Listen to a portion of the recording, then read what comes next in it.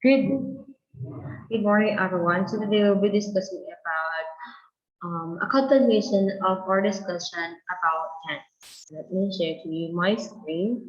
So we will be discussing today about what do you call this? The first one, Philippine folk. So it's on our left corner. We can see this kinds of examples of folk dances here in the Philippines. And again and again, it's just a review on our discussion last time. So what dance?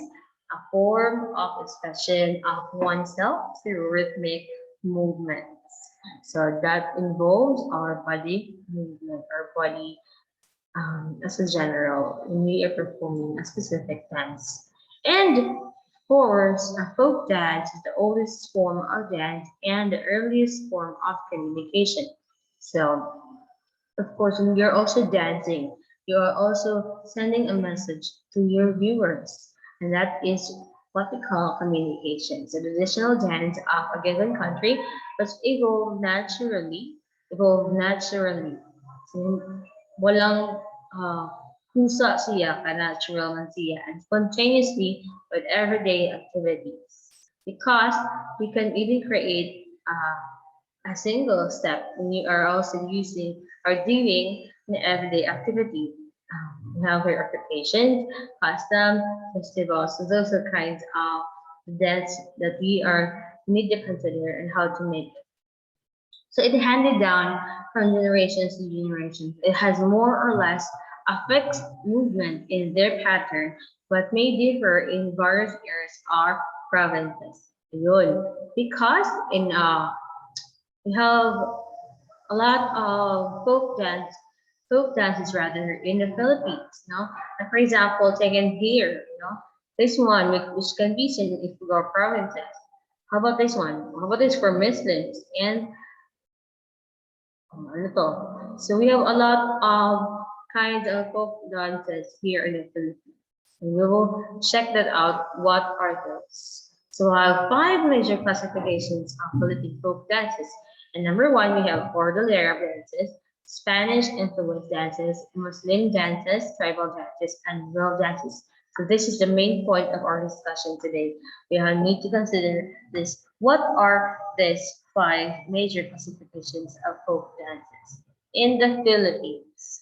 So we have one, the first one is Cordillera dances. So this kind of dance reflects rituals which celebrates their daily lives, a good harvest, health, peace, war, and other symbols of living. So it came from Bontoc, Ifugao, Benguet, Apayao, and Kalinga tribes. So a people whose way, people is a group of people, a group of this a group or a tribe whose way of life existed long before any Spaniards or other foreigners set foot in on the Philippines. So they also use gongs and gansas. They're going to perform this kind of dance or have cordillera dance. Also, we can really depict in the picture as they are going to execute this kind of dance, their costumes. Ayun. There are a lot of beads and using feathers, what to call this one? Ano kaya to? Layer. So we have also examples of the Sibontong or Patong. This is merely a dance for men. And here in the last corner or Kalinga or Banga, we also have this for girls. Now specifically, this is, di ba, have you seen a boy who danced Kalinga or Banga? Diba? It's more on girls and here for boys. And also consider the kind of costumes that they are going to use when they are going to dance it. So have some beads and some pots, of course. Say the title of the set is banga, so they're using banga as a way on dancing. But it's really hard for us to use banga and put it on top of our head, and we need to stand properly and to have a alignment of this kind of pots and for this boys for guys over men over here on the right corner. They're using what they call this one metal things, for to have an impact or to have a kind of sound as you're going to dance. And second one, we have Spanish influenced dances. So this kind of dances reflects Christianity and European art and culture. So the Philippine aristocrats created the Filipino adaptations of European dances. So jodas, fandangos, mazurkas, waltzes, dances by young socialites to the stringed music of the rondelia. So this more popular with the people, elite, when I say elite or elite, or these people has in the upper class sections of our community. So they have Spanish and dances. So we have Jora and Habanera. I don't know if you heard Jora or Habanera. So look into the pictures we have here. So it's a partner dance. So we have here one girl and boy, one girl and one boy, and they partnered, of course, no. And look into this costumes also. Guys wearing this um specific tela or barong, and the girls having this also heavy one dresses. And we also have Muslim dances, so influenced by Malay and Javanese and Middle Eastern traders of Islam and mysticism, royalty, and beauty. Uses intricate hand and arm movement, and the fingers express feelings and emotion. Uses shimmering costumes. Ayun. So this is more depicting about the beauty and the richness of the culture of our Muslim brothers and sisters. So it really depicts what the word royalty means. Royalty and beauty.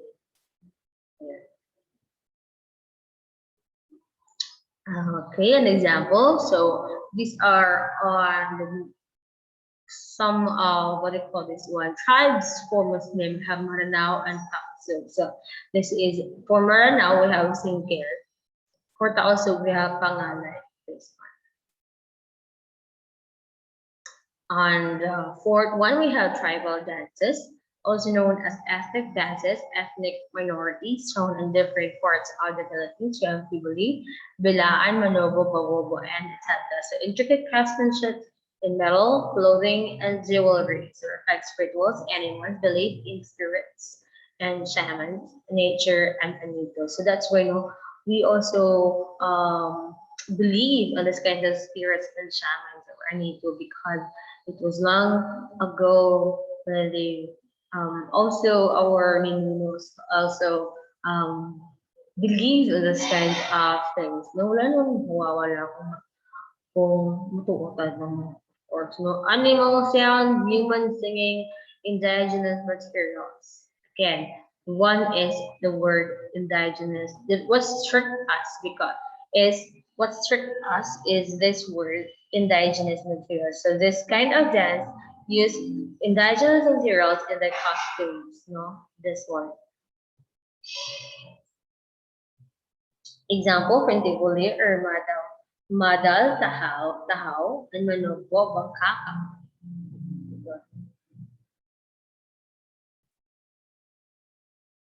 We also have this one, rural dances. So it reflects simple life of the people in the barrio, depicts common work, the activities of the peasants, shows gaiety and laughter, festivities, performed in festas to honor patron saints and give homage to Laura's namesake for a good harvest, health, and perseverance in indigenous materials, clapping, rondalia, percussion instruments.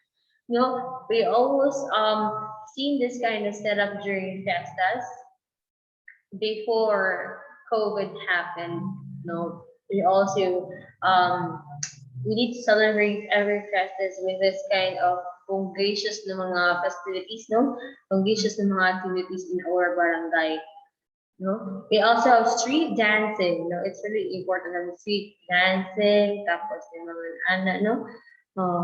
So it's more on showing the what do you call, to give homage or to give uh thanks thank to give thanks uh, to the good harvest and health and perseverance of one barrio or one barangay. No, I also have this kind of setup now. Every barangay na have a patron saint. Like for example, in Cebu, no, Santo Niño, in Butuan, what do you call it kind of we have balangay in honor with the balangays that has been uh, here in our place long before, no? And tapos hindi palain. Well, we have a lot of it, no? Even on the barangay, no? City man tutong mentioned, but we also have this kind of things to consider. Like, for example, yes, comment down on our comment section of this YouTube video. What are the festivities in your barangay? Ayan. So also have rural dances, the Saot, Saraog, and Oasias, and Maglalatik. Since this Maglalatik is really common or is it practiced during our school activities, yung Maglalatik for boys. Yes, I've been really when talking about costumes and Filipino folk dances on our first discussions here in the city video, but no, we haven't tackled it yet so much. So we have typical Spanish alike or Ali, we have female Maria Clara, and the Barong Tagalog and Black. So this is typical because this is also our national costume. We have Maria Clara, no, we have here this long until this over here and the sayal kay kasi move on din siya sa song. Tapos this one is kind of design. For guys, we have Barong Tagalog and Black Pants. This is the typical one. So we have for rural or Tagalog, we have for female with Balintawak with soft panelo and tapas. And male, camisa de chino and trousers of different color. So it really depends on the theme of the dance. If what kind of trousers are you going to use? Well, but for girls, it should be this one. We have here soft panelo, this one, and this tapis. It's over here. I don't know if you can see this arrow, but hopefully you can see this one. And for rural Visayan kanina, it's for Tagalog. Today, kind of din na this slide is about Visayan. So, ayun. Kimona, this is kimona. And patadyog with the soft kerchief. Ayun, this side. This, ayan. Barong or camisa de chino and trousers of any color. Now, for guys, nothing much to do about it, but they have the same costume. We have camisa de chino for Tagalog and Visayan. Yeah, costume. For girls, we have different. No, first kanina is here, balintawak. For Visayan, we have kimon. For Cordillera or tribal, we have for me jeans, string, short jacket, and shoulder band, feathered headdresses, or bahag. This is a bahag that I'm referring to. Well, diba, I'm asking you, what is this one? That is bahag. And this feather-like costume, it can be like this, a jacket, or just this one, showcasing your abs, char. Oh, ayun. And also, still have a beads, no? And for females, we have pinatela or hablon. That is hablon, which also have been sued on their province and have accessories rather beads. So they can just say beads, no? And so they head niya, headdress niya. Ayun. This is for Cordillera. For Muslim, we have Sigpit or Sablay. This one over here, Sablay. Patajong and Malong over here. And pants for guys. Ayan. Malong lang na siya, nag-hikwa. That's why Malong is a Muslim. I really love Malong. Rural or Ilocana, or have, actually we have different costume for the role, but this thing is depicted only for Ilocana, your chambra or the blouse, and CSGO aligns here. There. That's all for our folk dances. Actually, we have a lot of folk dances, but I just showed you today. We have the five major classifications of dances. That I have also linked in our Google Classroom another slide share showing still different dances because I'm all sharing you five major classifications. So comment down on our comment section again. What did you share your experience? Can I share your experience on when you were have you danced a folk dance? Or have you executed a folk dance?